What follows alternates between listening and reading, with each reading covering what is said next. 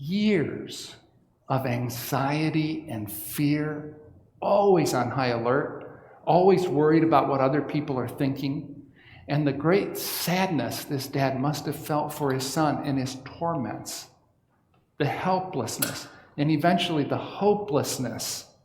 And then someone told him about Jesus.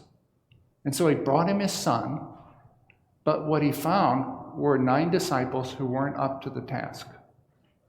His hopes, which had risen, were dashed, and his faith almost extinguished.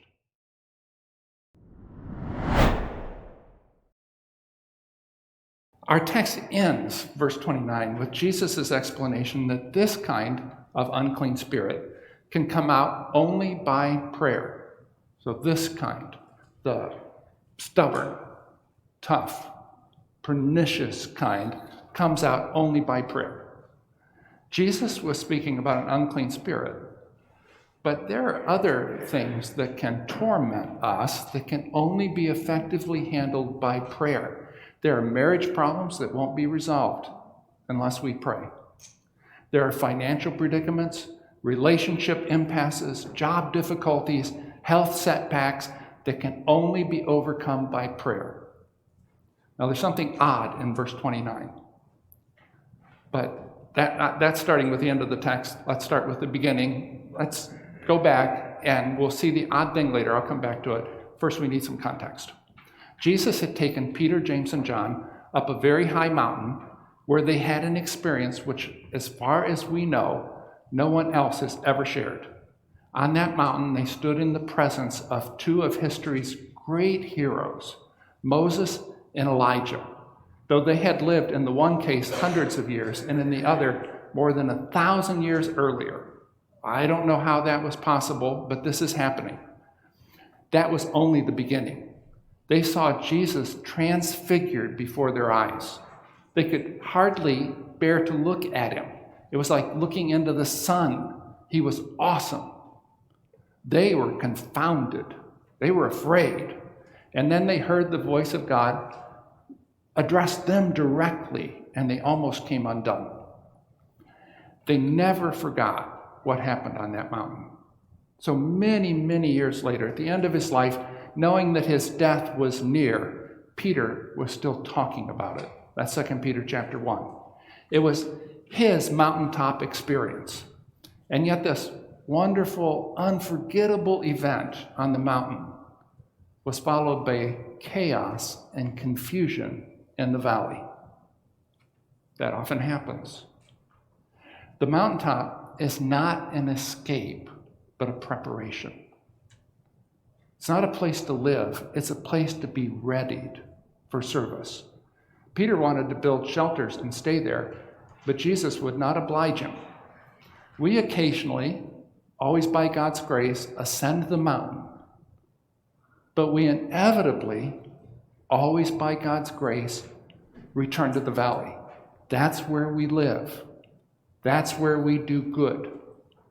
Jesus took 3 disciples up with him to the mountain, which means he left the other 9 in the valley to carry on the work. When they returned to the 9, they could see a crowd had gathered around them, and it wasn't a happy crowd. There were experts in the Jewish law there, and an argument was in full swing. Because the people who had gathered were focused on the argument, they didn't notice Jesus until he got close. And when they saw him, they ran to him, and something about him caused people to marvel. Mark doesn't tell us what that was. But some people think that Jesus looked different after the transfiguration, as Moses looked different after he had been on Mount Sinai in the presence of God. Jesus walked right up to the 9 and he asked them, "What are you arguing about?" So it's possible that the experts in the law, the ESV calls them scribes, had challenged their authority to perform exorcisms. Whatever the case, before the disciples had a chance to speak, a man in the crowd interrupted. He had brought his son to Jesus, but Jesus wasn't there.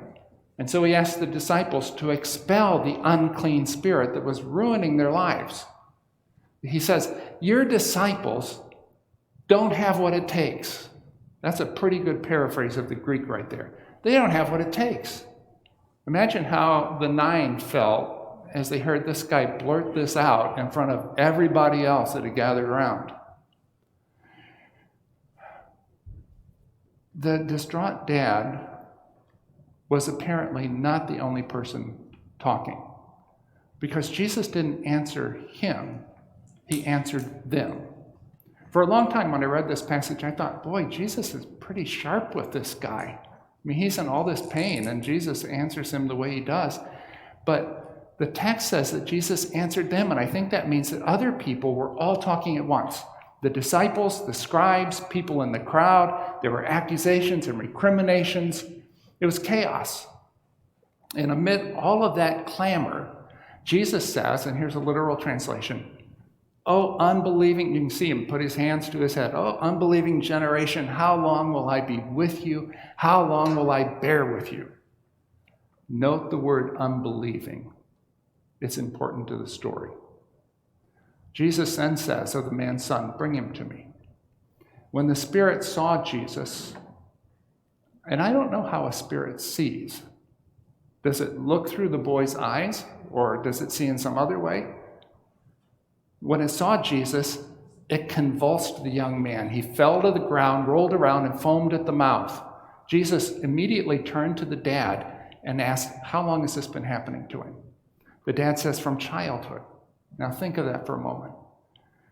Years of anxiety and fear, always on high alert, always worried about what other people are thinking, and the great sadness this dad must have felt for his son in his torments, the helplessness, and eventually the hopelessness. And then someone told him about Jesus. And so he brought him his son, but what he found were 9 disciples who weren't up to the task. His hopes, which had risen, were dashed, and his faith almost extinguished. The disciples, I think, made it harder for this man to trust Jesus. I wonder if we ever do that to our children, coworkers, neighbors. If, like the disciples, we argue, we get angry, we act just like people who don't even belong to Jesus, then we are making it harder for them to trust him. Listen to the dad's words. "But if you can do anything, have compassion on us and help us." There is not much faith there, but there's a little. Faith figures prominently into this passage, into Jesus' teaching, into effective prayer. The principle goes like this. This is Matthew 9:29, Jesus speaking. "According to your faith, be it done to you." When the disciples were facing a seeming impossibility, they said to Jesus, "Increase our faith." Do you know how Jesus answered them? I'm going to paraphrase. You don't need great faith. You need genuine faith. If you have faith the size of a mustard seed, you can say to this mountain, "Be lifted up and cast into the sea," and it'll be done for you. Can so little faith really lift so massive a mountain as a critically ill child, or a critically ill marriage, or an impossible job situation, or extreme financial need? Can it really be true that just a little faith is all that's needed? A little faith is enough, and this is the most important thing I'm going to say to you this morning. A little faith is enough as long as it's genuine, but only because it is joined to Jesus' great faith. The one who ever lives to intercede for us also intercedes with us when our prayers align with God's will. And his intercession makes all the difference. When we wear his yoke, he does the heavy lifting. When Jesus says to this dad, "Everything is possible for the one who believes," the one who believes and for whom everything is possible is preeminently Jesus himself. The desperate father's smidgen of faith is joined to the great faith and faithfulness of the Son of God. This is the victory that overcomes the world, even our faith. And that is grace. The word of Jesus to this dad revived the dying embers of his faith. See, a word from Jesus can do that. And he cries out, I believe, and immediately says, help my unbelief. And Jesus did help his unbelief. If Jesus sees even a spark of faith, he will tend it, help it, blow on it until it becomes a fire. Now, I want you to notice something that it took me a long time to understand. Within the same person, this dad, but it's true of you and me too, within the same person at the same moment, belief and unbelief can coexist. We are a little like an old-style hard drive from a 1980s computer. We have bad sectors. We can be tooling around, trusting God, when suddenly we access a bad sector, we discover some part of our life where unbelief dominates, and we crash. We crash in temptation, we crash in anger, we crash in other ways. Most of us struggle to face the fact that these bad sectors, these areas of unbelief exist in our lives. And because we don't face it, we don't understand why our genuine efforts produce so little fruit for Christ. But Jesus is willing to help. This man's prayer, I believe, help my unbelief, is one that I have often prayed. And the Lord has helped me. And he'll help you too. Jesus aided this man's belief and helped his unbelief by answering his prayer. Actually, seeing God answer prayers is a great help to our belief, and it begins dislodging our unbelief. In this case, Jesus commanded the unclean spirit to leave the boy and never come back. But notice that the dad's prayer, the answer to his prayer at first did not seem very encouraging. The spirit shriek sent the boy into prolonged convulsions. The Greek says something like much convulsing, and then came out, leaving him lying on the ground, looking to all the world as if he were dead. This is something to know. Sometimes after the Lord answers our prayers, things look worse than they did before he answered our prayers. But if we stop trusting him at that moment, which we'll be tempted to do, we've stopped too soon. With the frightened dad looking on, Jesus lifted the boy and he arose. Both those words, lifted and arose, different Greek words, are used regularly for resurrection. And this father's faith was helped.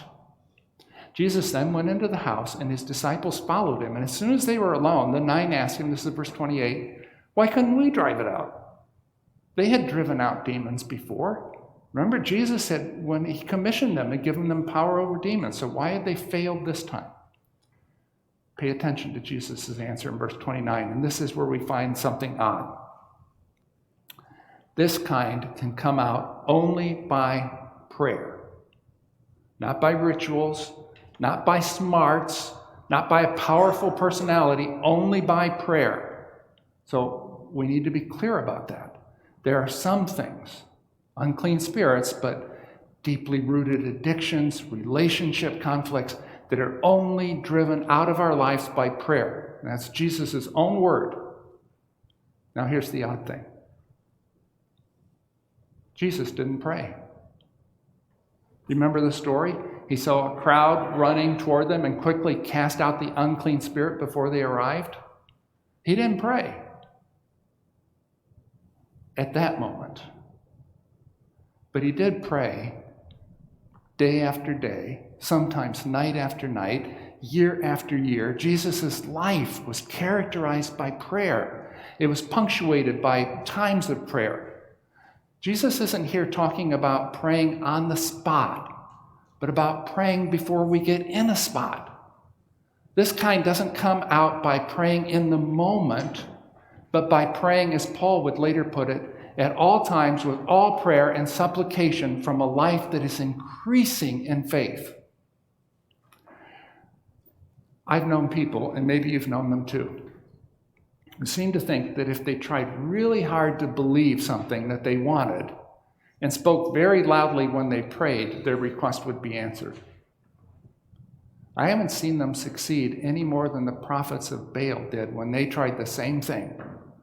Prayer that has power is never the prayer of a moment. It is always the prayer of a life that's connected to Jesus by 1,000 cords. At 4 places in the New Testament, we hear Jesus telling his followers, when you pray. He took for granted that they would pray. Those words brought something definite to the disciples' ears, something definite that might not come to ours. They understood when you pray to refer to the 3 times every day when they said their prayers. That was their practice. And Jesus did not put an end to that practice, though he did instruct them to go about it differently. We will never know the power of prayer if we only pray when we feel like it. I'll say that again. We will never know the power of prayer if we only pray when we feel like it. Powerful prayers don't appear magically in an emergency. They come out of a praying life. I was once stuck in a small Muslim village in Senegal because the taxi I was riding in had broken down. It was the 3rd car repair of the trip. I was anxious to get back on the road and get our 13-hour cross-country trip behind us. 13 hours in a very small Renault station wagon without air conditioning in 100-degree heat. And when I rolled down the back window, the Africans turned around and went, they wanted the windows up. It was just torture. Finally, the car was ready. Together with the 5 Africans, my friend and I stuffed ourselves back into the car. The driver started it, but before we could get on the road, the call to prayer rang out over the loudspeakers, and everyone got back out of the car. They produced prayer mats almost magically. I couldn't see where they came from, and they prayed. They do that 5 times a day, Muslim people. It was 3 times a day for the Jews to whom Jesus was talking. When they heard him say, when you pray, they naturally assumed he was talking about those regular prayer times. So let me ask you a question. When you read Jesus saying, when you pray, does anything at all definite come to mind? Do you have a regular prayer time? A 12-second prayer before a meal is good, but it's like a 12-second fill-up at the gas station. It's not going to carry you far. Jesus said, when you pray, because he expected his people to pray. His disciples knew from watching him that prayer has a great deal to do with a life well lived. It's no wonder that they who had been praying their entire lives since they were this big asked Jesus, teach us to pray. When Matthew tells this very same story, he includes a part of Jesus' answer that Mark leaves out. Mark records Jesus saying this kind comes out only by prayer. But in Matthew, he begins his answer with, why couldn't we do it? Because you have so little faith. Faith is a spiritual muscle that is strengthened in part by praying and seeing answers. People who don't pray don't have the strength they need when they need it. Now, Jesus, whose faith in his Father was unbreakable, prayed regularly. He once went on a 40-day prayer retreat. He sometimes prayed through entire nights. He got up early in the morning to pray. And no doubt he joined his family and friends 3 times a day in their daily prayers. Now, I'm not suggesting you go on a 40-day prayer retreat or spend entire nights in prayer, though I'm not suggesting that you don't either. I am suggesting that you have a regular prayer time each day. I don't think there's a one-to-one correspondence between time spent praying and power, but there is a correspondence. I can't promise you that if you pray 3 times a day, you will have power to move the mountain of illness or financial difficulty or marriage troubles. I can promise if you don't pray, you won't. Some people try to get by praying as they go. And praying as you go, as we saw last week, is essential to living the adventure with God. But in my own experience, I have found that I am much better praying as I go if I pray before I leave. The 2 kinds of prayer are symbiotic. Our planned prayers empower our unplanned prayers, and our unplanned prayers enrich our regular prayer time. If I start leaving one of them out, the other will invariably suffer.